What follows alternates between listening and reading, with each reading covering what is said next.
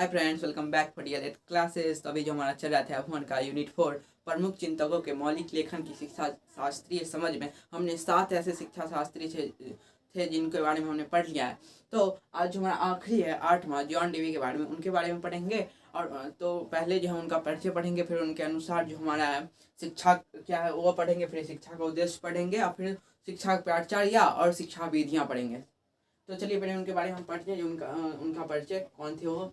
John Dewey जो थे संयुक्त राज्य अमेरिका के एक जो दार्शनिक, मनोवैज्ञानिक और शिक्षा शास्त्री थे। इनका जन्म 20 अक्टूबर को 1859 ईस्वी में संयुक्त राज्य अमेरिका के बर्ली गठन के क्षेत्र के वर्मोंट में हुआ था। इनकी प्रारंभिक शिक्षा जो है बार्ली गठन के सरकारी विद्यालय में हुआ था। बाद में जॉन डेवी ने शिकागो में शिक्षा संबंधित अनेक प्रयोग किए और बाद में उन्होंने ऐसी शैक्षिक विचारधारा को जन्म दिया जो प्रोग्रेसिव मानी गई। इनकी पुस्तक द स्कूल एंड सोसाइटी 1899 में प्रकाशित हुई, जो अत्यंत लोकप्रिय हुई। इस पुस्तक के माध्यम से डीवी के प्रगतिशील शैक्षिक विचारों का प्रचार हुआ। इन्होंने 1896 में शिकागो में प्रोग्रेसिव स्कूल नाम का एक विद्यालय स्थापना की, जिसमें व्यवहारिक ज्ञान पर बल दिया गया था। और चलिए इनके बारे में हम और एक्सप्लेन कर देता हूँ कि ये इनका जन्म कहाँ होते 20 अक्टूबर 1859 को जो है अमेरिका के बार्लिंगटन शहर में वर्मोंट में हुआ था। और इनके पिता एक जो थे सो वहीं के दुकानदार थे, इसलिए इनकी शिक्षा क्या हुई उनके गांव में ही, वहीं पे एक सरकारी विद्यालय में हुई। बाद में ये जो शिकागो, बाद में ये अपने वर्मोंट में गए, वहाँ से वहाँ पे पढ़े। उसके बाद शिकागो में है जो वो दर्शन शास्त्र की पढ़ाई किए। और दर्शन शास्त्र की पढ़ाई करने में उनको जो है ना उनका रुचि शिक्षा के प्रति ज़्यादा आने लगी, बच्चों के प्रति। तो उन्होंने शिक्षा पर जो है ना सो अनुशोध किया और जो है एक विचारधारा उन्होंने निकाला, शैक्षिक विचारधारा जो है वो प्रोग्रेसिव नाम से जानी गई, जो एक प्रोग्रेसिव मानी गई है उनकी विचारधारा। तो उसी में उन्होंने एक बुक लिखा द स्कूल एंड सोसाइटी 1899 में प्रकाशित, जो बहुत ही लोकप्रिय हुई। इस पुस्तक में जो है ना उनकी जो विचारधारा है पढ़ाने के प्रति, शिक्षा प्राप्त करने के प्रति, वो सब लिखा हुआ है। और इसी इन्होंने 1896 शिकागो में इनका जो विचारधारा थी उसी पर एक स्कूल, प्रोग्रेसिव स्कूल का नाम से एक विद्यालय की स्थापना की, जिसमें व्यवहारिक ज्ञान पर बल दिया गया। इसमें एक उन्होंने अपनी विचारधारा पर एक स्कूल का भी स्थापना किया। इसमें इनकी जो विचारधारा थी वो क्या थी, व्यवहारिक ज्ञान यानी प्रैक्टिकल नॉलेज, मतलब पुस्तकीय नॉलेज नहीं, बुक वाला नॉलेज नहीं, प्रैक्टिकल नॉलेज, जो व्यवहारिक ज्ञान पर जो बच्चों करके सीखे, मतलब पढ़ के नहीं करके सीखने वाला ज्ञान इनके अनुसार वो होना चाहिए। शिक्षा अब पढ़ते हैं इनके अनुसार, जॉन डेवी के अनुसार इनके अनुसार शिक्षा का व्यवहारिक होना अत्यंत आवश्यक। इनके अनुसार जो शिक्षा का व्यवहारिक होना अत्यंत आवश्यक यानी प्रैक्टिकल होना, मतलब शिक्षा बुक में ही पढ़ लेने से नहीं, मतलब प्रैक्टिकल करके सीखने से शिक्षा होना, करके सीखने से जो ना शिक्षा प्राप्त करना चाहिए। और शिक्षा मानव जीवन के लिए आवश्यक है, क्योंकि इसके बिना बालक की मूल प्रवृत्तियां पर नियंत्रण नहीं रखा जा सकता। यहाँ पे मूल प्रवृत्तियां कहने का मतलब जो बच्चों की इच्छा पर आप शिक्षा मानव जीवन के लिए अत्यंत आवश्यक। आप आदमी की, बच्चों का क्या, हमें भी अपने और आप में भी इच्छा की कोई अंत नहीं होती है। तो इच्छा पे नियंत्रण रखने के लिए क्या है, शिक्षा अत्यंत ही आवश्यक है।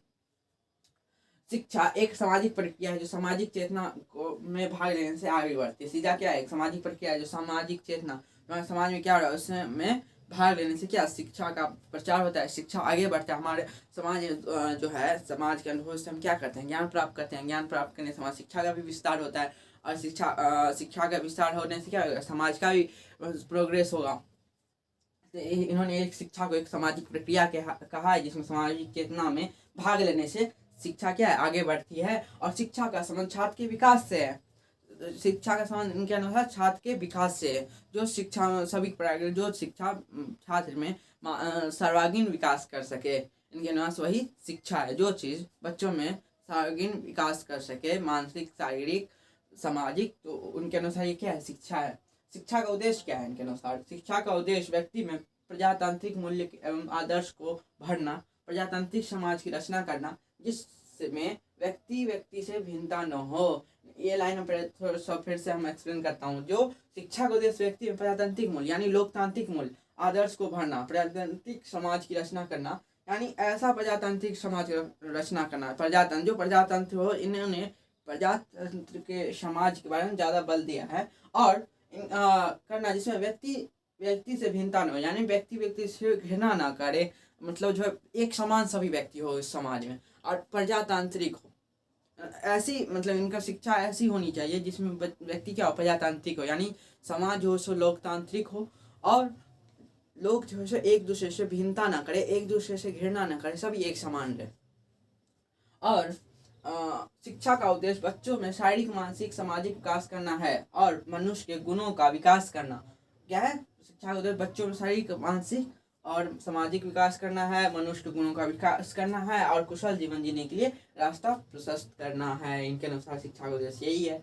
तो आगे जो हम पढ़ेंगे इनके अनुसार शिक्षा का क्या पाठ्यक्रम होना चाहिए और इनके अनुसार जो शिक्षा की क्या विधियाँ हैं वो पढ़ेंगे।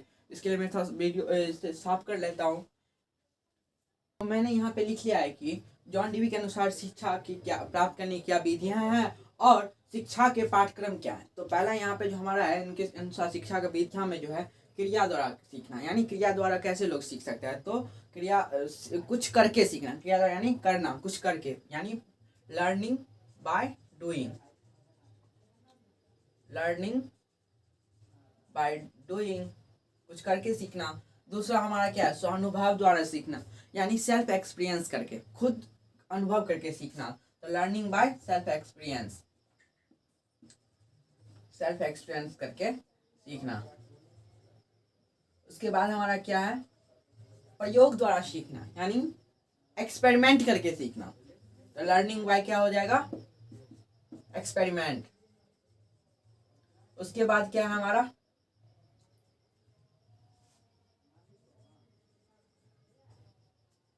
उसके बाद हमारा है परियोजना विधि द्वारा सीखना, यानी जो हमारा प्रोजेक्ट मेथड द्वारा, प्रोजेक्ट जो हम मिलता है ना वह विधि द्वारा सीखना, कुछ प्रोजेक्ट करके सीखना, प्रोजेक्ट विधि द्वारा सीखना। तो यहाँ हम किस प्रकार से सीख सकते हैं, by project method, project method, project method द्वारा सीखना। क्या क्या हो गया, चार प्रकार का इनके अनुसार हम शिक्षा प्राप्त करते हैं चार विधियां से। Learning by doing, learning by self experience, learning by experiment, learning by project method, यानी चार प्रकार का है। क्रिया द्वारा सीखना, स्वानुभव द्वारा सीखना, स्वानुभव मतलब होता है खुद से अनुभव करके, सेल्फ एक्सपीरियंस। उसके बाद हो गया प्रयोग विधि द्वारा सीखना, यानी खुद से क्या एक्सपेरिमेंट करके सीखना। उसके बाद परियोजना विधि यानी प्रोजेक्ट के माध्यम से सीखना। उसके बाद इनके अनुसार पाठ्यक्रम क्या है, पाठ्यक्रम यानी पाठ्यक्रम बच्चों के विभिन्न स्तर के विकास में उसकी रुचि और रुझान पर आधारित होना चाहिए। देखिए पाठ्यक्रम ऐसा होना चाहिए जिसमें बच्चों का भी विकास हो, लेकिन उसमें आप ऐसा करिए जिसमें बच्चे को रुचि भी हो और रुझान भी हो, मतलब जिस तरह बच्चा जाना चाहे, जिसमें उसका मन लगे, उस तरह उसका उसमें उसका रुझान हो और उसका रुचि भी हो, उसको अच्छा भी लगे, तो और उसका धीरे धीरे विकास भी हो। तो ऐसा करना चाहिए पाठ्यक्रम। अब पाठ्यक्रम बाल केंद्रित होना चाहिए, ये नहीं जो आप खुद के जो आपको अच्छा लगे वो बना। आप बच्चे को जो है ना, चाइल्ड को जो है ना सो केंद्रित करके आप इनके इर्द गिर्द मतलब जो है ना सोच, बच्चों को क्या चाहिए, इनके प्रति क्या रुझान है, क्या इनका रुचि है, उसके अनुसार पाठ्यक्रम होना चाहिए। आपने अभी तक जितने भी पढ़े हैं ना प्रमुख चिंतक, सब में वो है ना बाल को बाल यानी चाइल्ड को सेंटर बना के ही पाठ्यक्रम बनाने के लिए बोले हैं। उसके बाद है पाठ्यक्रम को जीवन से संबंधित रखना चाहिए। अब पाठ्यक्रम को बच्चे तो समझेंगे नहीं जो उनके जीवन में क्या आने वाला, उनके चुनौतियाँ क्या आने वाला है आगे जाके, तो आपको क्या करना है, उनको चुनौती के लिए बच्चों को पहले से तैयार रखना है। तो उनके अनुसार क्या पाठ्यक्रम भी उनके जीवन से संबंधित, जीवन से जुड़ा हुआ बनाना चाहिए। पाठ्यक्रम को उनके अनुसार जो उनके जीवन से संबंधित रखना चाहिए। उसके बाद पाठ्यक्रम में अनुभव चमक होना चाहिए। पाठ्यक्रम में कैसे अनुभव चमक मतलब जो आप जो अनुभव करके दूसरों और बड़े बड़े जो लोग अनुभव करके जो पढ़े हैं वो अनुभव करके उनके अनुसार एक पाठ्यक्रम या एक सिलेबस बनाना चाहिए जिससे बच्चे पढ़ सके।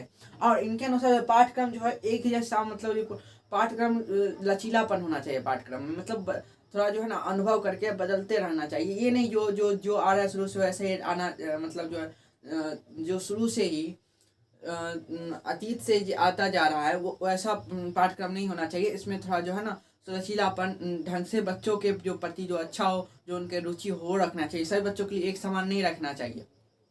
सभी बच्चों को जो है पाठ्यक्रम पर बोझ, उनको जो ना पाठ्यक्रम बोझ बनने देना चाहिए बच्चों को। उसको धीरे धीरे उनको अनुभव करके ना बदलता रहना चाहिए पाठ्यक्रम को। पाठ्यक्रम कैसा लचीला होना चाहिए। उनमें एक पाठ एक अनुभव का चमक होना चाहिए जो आप बदलेंगे उसमें जो क्या बच्चों को अनुभव थोड़ा अनुभव का भी उनमें जो हो तो चमक होना चाहिए पाठ्यक्रम में, अनुभव द्वारा बनाना चाहिए। तो मेरा जो यहाँ पे इनके अनुसार पाठ्यक्रम हो गया और इनके अनुसार शिक्षा प्राप्त करने की विधियाँ भी होगी। तो हमारा जो है कल जो होगा F1 का वो लास्ट क्लास होगा। तो अभी के लिए इतना ही, चलिए चलते हैं, बाय, स्टे ट्यून्ड, मिलेंगे नेक्स्ट वीडियो में, बाय।